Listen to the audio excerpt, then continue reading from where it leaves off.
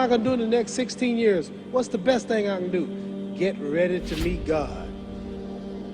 Going in real estate, going in business, teaching boxers, that won't get me to heaven. How many here believe there's a supreme being, believe there's a God?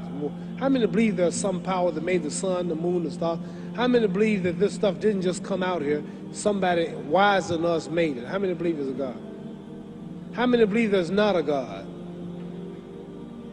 All right. All right. If I told you who don't believe in God, if I told you that this glass sprang into existence, this glass made itself, no man made this glass, would you believe it?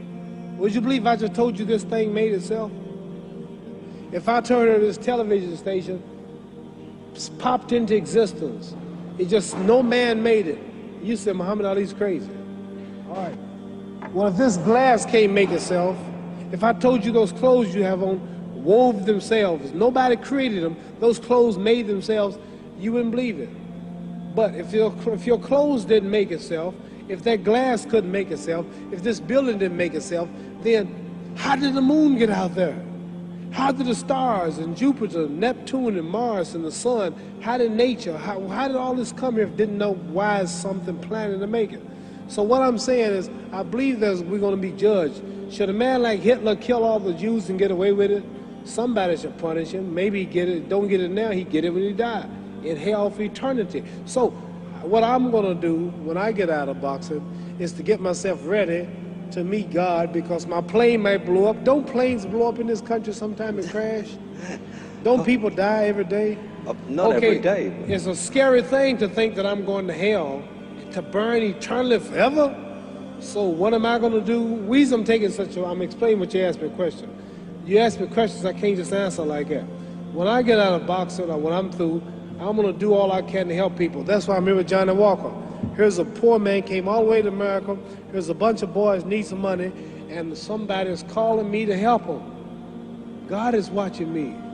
God don't praise me because I beat Joe Frazier. God don't give nothing about Joe Frazier.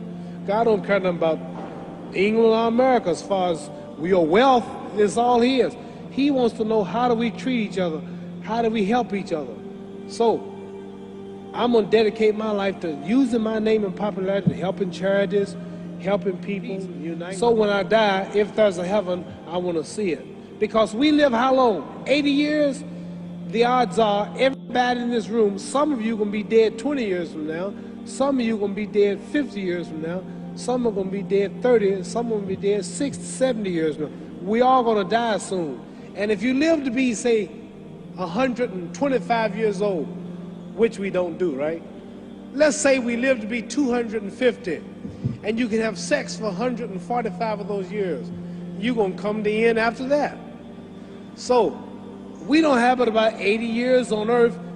This is a test to see where will we spend our life in heaven or hell. This is not the life now. Your real self is inside you. Your body gets old. Some of you go to look at the fridge, you don't have no teeth. Your hair is leaving you. Your bodies get tired. But your soul and your spirit never die. That's going to live forever. So your body is just housing your soul and spirit. So God is testing us on how we treat each other, how we live, to see where our real home be in heaven. So this physical stuff don't last for so long. So my car, this building is going to be here when the man who built it dead. There have been many kings and queens of England. They're all dead. After this one is gone, another one will come. So we don't stay here. We're just trustees. We don't own nothing. Even your children are not yours. If you think I'm lying, your wife is not yours. You die and come back a year later and go slip in your bedroom and see if your wife is by herself. See? So what am I saying? The most important thing about life is what's going to happen when you die. Are you going to go to heaven or hell? And that's eternity. How long is eternity? Let's imagine. Take the Sahara Desert. There's a lot of sand on the Sahara Desert, right? Then imagine that one grain of sand represents 1,000 years, and when you in hell burning, when you die and go to hell, you're going to burn forever and ever, no end. How long is that? Give you an idea how long eternity is. Take the Sahara Desert, and I told you to wait 1,000 years. And every 1,000 years, I want you to pick up a grain of sand until the desert is empty. Okay, wait 1,000 years, pick up the first grain. Wait another 1,000 years before you get the next grain. Keep that up until there's no more sand in the desert. Whew. You know how long America's not but 200 years old. We got 800 more years to go before 1,000.